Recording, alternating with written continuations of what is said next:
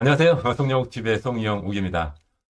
종잣돈 1억 또는 퇴직금 1억이 생기면 여러분들은 어디에다 투자하시겠습니까? 예전에는 주로 예금에 많이 이제 넣어놓긴 했는데 요즘 뭐 예금 금리가 아시다시피 2%, 3%에 불과하기 때문에 이제 예금에 넣어놓는 것은 투자로서의 의미는 거의 없는 것 같습니다. 오히려 물가가 상승하면 예금에 넣는 것이 오히려 더 손해가 될 수도 있게 되었죠. 제가 1, 2년 전부터 고배당주 투자에 대해서 영상으로 소개도 하고 제가 다른 유튜브에 게스트로 초대되었을 때도 고배당주 투자에 대해서 말씀드렸는데요. 최근 고배당주들이 굉장히 많이 올랐습니다. 그래서 이제는 예금이나 이런 거보다도 이제 고배당주에 관심을 가져야 되지 않나 그런 생각이 듭니다. 더욱이 2026년부터는요. 배당소득 분리과세가 확대된다고 이미 법제화되고 있고요. 그리고 ISA 비과세 한도도 더 확대될 것으로 예정되어 있습니다. 이와 같이 배당 투자에 대해서요, 우호적인 제도 환경이 만들어지고 있습니다. 그래서 오늘 영상에서는요, 최근 고배당주 어느 정도 수익이 났는지 그 사례를 좀 말씀드리고자 하고요. 그리고 1억 원을 고배당으로 어떻게 굴릴 것인지, 그리고 어떤 계좌에서 굴려야 되는지, 그리고 초보자가 반드시 피해야 될 고배당주에는 어떤 것이 있는지, 이런 부분에 대해서 말씀드리도록 하겠습니다. 1억이 있다면 여러분들은 어디에 굴리고 싶습니까? 대표적인 상품이 예금도 있을 수 있고, 채권도 있을 수 있고, 그다음 고배당 주식, 고배당 ETF 이런 것들이 있을 수 있다고 생각이 되는데, 예금과 채권은 안전하기는 하지만은 기대 수익률이 너무 낮죠. 반면에 고배당 주식이나 고배당 ETF 같은 경우에는 손해가 크게 날 수도 있죠. 반면에 큰 수익이 날 수도 있습니다. 어쨌든 이것은 투자 성향에 따른 선택의 문제라고 생각되는데요. 단기 투자가 아니라 장기 투자 중심으로 자산을 굴리는 거라고 하면은 제가 생각할 때는 예금이나 채권보다는 고배당 주식이나 고배당 ETF로 굴리는 것이 더 효율적이지 않을까 생각됩니다. 물론 1, 2년 투자하는 것은 예금이나 채권이 더 나을 수 있습니다. 하지만 5년, 10년, 20년 이렇게 장기 투자하는 관점에서 봤을 때 효율적인 투자 수단은 어떤 것이냐 이렇게 물어봤을 때는 고배당 주식이나 고배당 ETF가 훨씬 더 유용하다고 생각이 됩니다. 고배당 주식과 ETF 투자자는요, 매월 월세를 받는 부동산 주인과 같습니다. 가만히 있어도 배당금이라는 월세가 들어오고요. 시간이 지나면은 집값 올라가듯이 주식의 가치도 올라가기 때문에 자산 상승 효과도 있습니다. 월세만 보고 끝나는 게 아니라 월세 플러스 시세 차익을 동시에 노릴 수 있는 구조가 바로 고배당 주식 또는 ETF 투자라고 볼 수가 있겠습니다. 고배당주 투자가 좋은 이유가 뭘까요? 그것은 제가 볼 때는 한 세 가지 정도 되는데요. 첫 번째는 배당소득 분리과세가 된다는 점이죠. 정전에는요, 2천만 원 이하까지는 뭐 14%로 분리과세되지만 2천만 원이 초과하게 되면은 다른 소득과 합산해서 종합과세 되기 때문에 세금을 최고 49.5%까지 내야 되거든요. 그러니까 극단적인 경우에는 내가 얻은 이익의 50%, 49.5%를 세금으로 내야 된다. 그런 상황이 올 수가 있는데, 이제 분리과세 됨으로 인해서 그 세율이 최고 뭐 30% 이하로 줄어들었다. 그러니까 상대적으로 이제 세제 면에서는 유리해졌다. 이렇게 볼 수가 있겠습니다. 배당을 많이 받았다고 세금 폭탄 맞는 시대는 끝난다. 이제 배당은 벌금이 아니라 보상처럼 오는 그런 시대가 될 것이다. 이렇게 예상이 되는 것이죠. 두 번째는 IS 혜택이 강화된다는 점입니다. 아직까지는 ISA 제도가 개편되지 않았는데요.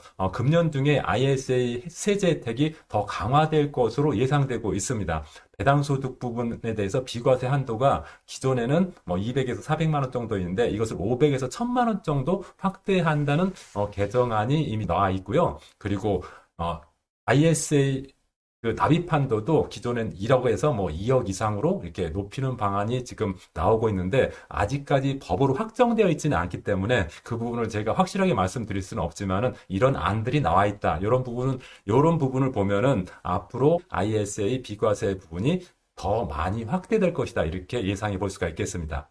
그래서 이제 배당을 받아도 세금 걱정 없이 배당을 받을 수 있다는 그런 유인이 생겼다는 점이 좋다고 볼 수가 있겠습니다. 세 번째는 배당 기업에 대한 세제 혜택도 굉장히 좋아졌습니다. 그러니까 배당을 주는 회사, 증권시장에서 배당을 주는 회사는 법인세 일정 부분 세액을 공제하고요. 그 다음에 자녀한테 가업 상속을 할 때 가업 상속 공제 부분을 또 확대시킨다. 그러면 상속세를 좀 줄여주는 효과가 있겠죠. 그래서 기업이 배당하면은 기업도 이익이고 투자자도 이익입니다. 그래서 배당을 안 할 이유가 없어지는 거죠. 그렇게 되면 배당주들이 굉장히 좋아지겠죠. 배당과 관련된 주식에 대해서 관심 갖는 사람이 더 많아질 수밖에 없다. 이렇게 생각이 됩니다. 종잣돈 1억을 만약에 예금에 맡기면 얼마 정도 나올까요? 예금 이자가 많아야 연간 한 200에서 300만 원 정도밖에 안 나옵니다. 그리고 원금은 절대 커지지 않죠. 그냥 이자만 받을 뿐이죠. 그런데 고배당 주식에 1억을 투자했다. 그러면은 배당으로 한 500만 원 정도 받을 수 있고요. 또 주가가 오르면 주가 상승 차익도 먹을 수 있다는 것입니다. 그래서 예금과 차이는 뭐냐면은 예금은 그냥 이자만 내가 받는 거지만은 고배당주 투자는 배당금도 받고 배당주의 주가가 올라가면 시세 차익도 먹을 수 있다는 점에서 예금보다 훨씬 더 유용한 투자 수단이라고 볼 수가 있겠습니다. 고배당주 1억 원에 투자했을 때 최근 1년 동안 얼마 정도 수익이 났는지 제가 한번 사례로 한번 말씀을 드려보도록 하겠습니다. 만약에 배당을 잘 주는 현대차, SK텔레콤, GS, 기업은행 여러분들 다 아시는 주식이죠? 이 주식에 각각 2,500만 원씩 1년간 투자했다고 하면은요 어느 정도 배당 수익이 나고 평가 차익은 어느 정도 나는지 말씀을 드리도록 하겠습니다.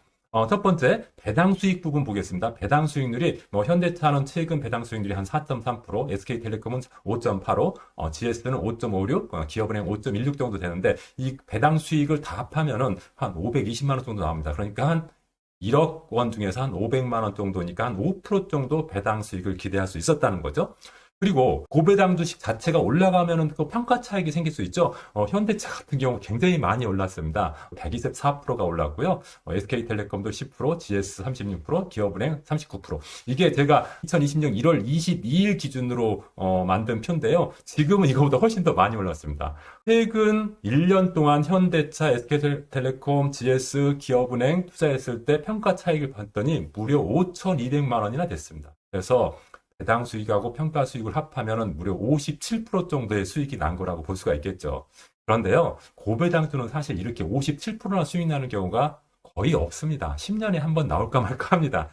대부분은요, 한 10% 내외? 이 정도로 여러분들이 기대 수익률을 가지는 게 좋지 않을까 이렇게 생각이 됩니다. 다만 최근 1년 동안 이렇게 고배당주가 수익이 좋았던 이유 중에 하나는 정부의 그 배당 정책, 배당 투자를 점점 좋게 만들어주는 환경을 만들어준 것, 이런 것 때문이 아닌가 싶습니다. 그러니까 이번에 이렇게 수익이 많이 났다고 해서 고배당주 투자하면 항상 이렇게 막 50% 이상 수익이 난다, 이렇게 생각하시면 곤란하고요. 배당 투자의 연 목표 수익률은 한 10% 내외 정도로 잡는 게 좋지 않을까 생각이 됩니다. 배당 투자는 그럼 어떤 계좌에서 하는 게 좋을까요? 배당 투자를 일반 계좌에서 할 수도 있고요. ISA 계좌에서 할 수도 있는데 저는 ISA 계좌에서 하라고 적극 추천하고 싶습니다. 왜냐하면은 ISA 계좌에서 투자하면은 몇백만 원, 몇천만 원을 더 벌 수 있기 때문에 그렇습니다. 구체적으로 제가 말씀을 드리겠습니다. ISA 계좌에서 만약에 배당 투자를 하게 된다고 하면은 비과세 효과가 있죠. 현재까지는 일반형 200만 원, 사업용 400만 원. 이게 앞으로는 일반형 500, 사업용 1000만 원으로 확대될 예정이라고 하는데 아직까지 확실하지는 않으니까 그때 다시 법제화되면 다시 그 부분은 말씀드리도록 하겠습니다. 예를 들어서 일반 계좌에서 배당 수익이 400만 원 나왔다 그러면 400만 원에 대한 15.4% 배당 소득세를 내야 됩니다. 그렇지만은 ISA 계좌에서 많이 고배당주에 투자했다 그런 경우에는 400만 원의 배당 수익에 대해서 세금을 한 푼도 안 됩니다. 그러니까 ISA 계좌에서 하는 게 좋겠죠. 뿐만 아니라 그 비과세 한도를 초과한 부분에 대해서도 15.4%로 과세하는 게 아니라 9.9%로 분리과세하니까 훨씬 더 세금을 적게 낸다고 볼 수가 있겠고요. 다음 손익통산 효과도 있는데 손익통산은 뭐냐면은 ISA 계좌에서 A 상품도 투자할 수 있고 B 상품도 투자할 수 있고 C 상품도 투자할 수 있고 여러 개 다양한 상품을 투자할 수 있습니다. 그런데 예를 들어서 A 상품에서는 1,000만 원 이익이 났고 B 상품에는 600만 원 손실이 났다고 가정하자고요. 그렇게 된 경우에 일반 계좌에서 만약에 그 상품을 가입했다고 하면은 1,000만 원 이익 난 계좌에서 15.4% 세금을 내야 됩니다. 그러니까 154만 원 세금을 내야 되거든요. 그런데 ISA 계좌에서 만약에 A 상품에 1,000만 원 이익 나고 B 상품에는 600만 원 손실 난 경우에는 600만 원 손실 난 것하고 이익 난 거 다 감안하면 순수익은 400만 원이죠.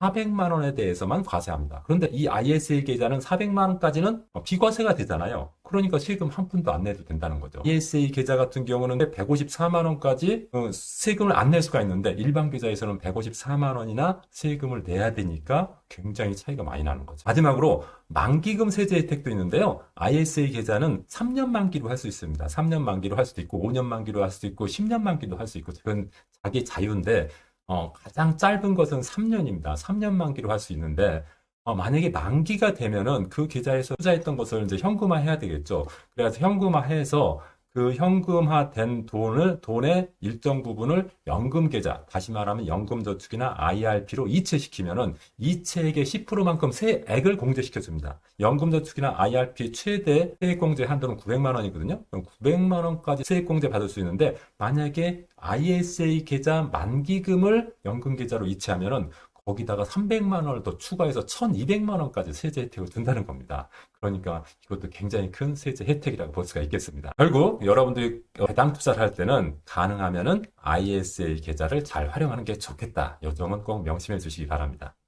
배당주라고 해서 모두 다 좋은 게 아닙니다. 초보자가 꼭 피해야 될 나쁜 배당주도 있거든요. 그 나쁜 배당주 세 가지만 말씀드리도록 하겠습니다. 첫 번째는 착시 고배당하는 주식들이 있습니다. 예를 들어서 주가 폭락으로 배당 수익률이 10% 이상 오르는 경우가 있다는 거죠. 일반적으로는 배당 수익률이 높다는 것은 배당을 많이 준다고 생각하기 때문에 좋다고 생각하잖아요. 그런데 배당 수익률이 높아지면은 더 나쁜 고배당주도 있다는 거죠. 배당 수익률은 주가분의 배당금이거든요. 그런데 예를 들어서 배당금은 똑같은데 주가가 하락하면, 분모 부분이 하락하면은 배당 수익률이 올라간다고요. 그러면은 주가가 하락했는데 배당 수익률이 올라간다. 주가가 하락한다는 것은 그 기업이 안 좋아진다는 걸 의미하는 거잖아요. 그래서 배당은 작년하고 똑같은 걸 받을지 모르겠지만은 주가는 떨어졌기 때문에 더 큰 손해가 날 수 있고 더 떨어질 수도 있겠죠. 그래서 주가 폭락으로 인해서 배당 수익률이 급등하는 그런 종목들은 피하는 게 좋겠다. 이렇게 보시면 되겠고요. 두 번째는 일시적으로 고배당하는 경우가 있습니다. 어떤 회사 보면은 그동안 배당을 안 하다가 갑자기 배당을 많이 주거나 또는 보통 배당을 조금 하다가 어느 해는 갑자기 많이 해주는 거 이런 것들은 그렇게 좋은 고배당주라고 할 수가 없겠습니다. 그래서 일시적 고배당주는 피하는 게 좋겠고요. 그 다음에 추세적으로 영업이익이 감소하는 고배당주도 그렇게 좋지 않습니다. 영업이익이 준다는 것은 그만큼 배당 재원이 없어진다는 걸 의미하는 거거든요. 그러니까 배당 재원이 없어지면 결과적으로 나중에 점점 배당 소득이 줄어들겠죠. 그리고 주가도 점점 낮아질 가능성이 큽니다. 그래서 추세적으로 영업이익이 줄어드는 고배당주는 선택하지 않는 게 좋겠다. 이렇게 볼 수가 있겠습니다. 그렇다면 좋은 배당주는 어디서 찾는 게 좋을까요? 우리나라 배당주를 찾을 수 있는 방법은 네이버 증권에서 그 배당 부분에 들어가면 우리나라 배당 많이 주는 그런 주식부터 쭉 순서대로 나와 있거든요. 그런데 그것을 다 조회하려면 너무 힘들잖아요. 아주 간단한 방법을 제가 말씀드리도록 하겠습니다. 그 방법은 배당주 ETF 있죠? ETF 중에 배당을 많이 주는 ETF 있습니다. 그 배당주 ETF의 구성 종목을 보면은 쉽게 좋은 배당주를 찾을 수가 있겠습니다. 제가 지금 여기 화면에 띄워놨는데요. 저는 플러스 고배당주 ETF에 투자하고 있거든요. 그 ETF의 구성 종목을 조회할 수가 있습니다. 여러분 휴대폰에서도 조회할 수 있고요. 증권사 HTS에도 조회할 수가 있습니다. 그래서 ETF 구성 종목을 한번 확인해 보는 겁니다. 지금 제가 투자하고 있는 플러스 고배당주 ETF의 구성 종목을 봤더니 이렇게 나와 있습니다. 현대차, 기아, 하나금융지주, 삼성화재 이렇게 쭉 나와 있죠. 이 중에서 배당주를 고르면 됩니다. 그래서 저 같은 경우도 보통 고배당주 투자할 때 고배당주 ETF에서 제가 좋아하는 선호하는 종목을 선택해서 투자하곤 합니다. 그래서 투자의 고수가 아니라면 직접 고배당주를 고르는 것보다는 이런 배당주 ETF에서 고르는 것이 더 유용하겠다 이렇게 생각이 됩니다. 배당 초보자일수록 직접 자기가 배당주를 선정하는 것보다 고배당 ETF 구성 종목에서 찾는 것이 더 좋겠다 이렇게 생각이 됩니다. 종잣돈 1억, 퇴직금 1억 이것이 한 번의 소비로 사라질 수도 있거든요. 여러분들 1억 만들면 1억을 또 잘 굴리는 사람도 있지만 1억이 생기면서 갑자기 사업을 하다가 돈을 다 잃는 경우도 있고 또 누군가한테 빌려줬다가 잃는 경우도 있습니다. 그래서 평생 모아놓은 그 목돈이 한꺼번에 사라질 수도 있습니다. 저는 이런 목돈이 생기면은 배당 투자를 하라고 좀 권하고 싶습니다. 물론 배당 투자가 굉장히 수익률이 높은 그런 투자는 아닙니다. 단순한 수익률을 쫓는 게임은 아니라는 거죠. 그렇지만은 계좌를 잘 선택하고 세금을 잘 세팅하면은 굉장히 높은 수익을 얻을 수 있는 그런 투자 방법이라고 생각이 됩니다. 예금은 안전하지만은 물가 앞에서는 굉장히 느린 선택이고 물가가 올라가면 오히려 예금을 갖고 있는 것 자체가 손해일 수도 있거든요. 그래서 배당 중심으로 투자를 하게 되면은 배당금도 받고 배당주가 올라가면은 시세 차익도 먹을 수 있기 때문에 마치 부동산을 가지고 월세 투자하는 것하고 비슷합니다. 부동산으로 월세 투자하시는 분들도 부동산 값도 올라가고 또 월세도 받고 그러니까 두 가지의 이익을 얻을 수 있는 것처럼 배당주 투자도 배당금이라는 월세 같은 그 돈도 받고 주가 상승으로 인해서 추가 수익을 기대할 수 있기 때문에 자산 상승 효과도 있다는 점에서 굉장히 유리한 투자라고 볼 수가 있겠습니다. 오늘은 주로 배당주 투자에 대해서 말씀을 드렸는데요. 여러분들한테 좋은 투자 영감이 되었으면 하는 바람입니다. 지금까지 시청해 주셔서 감사하고요. 송영익TV 구독, 좋아요도 좀 부탁드립니다. 감사합니다.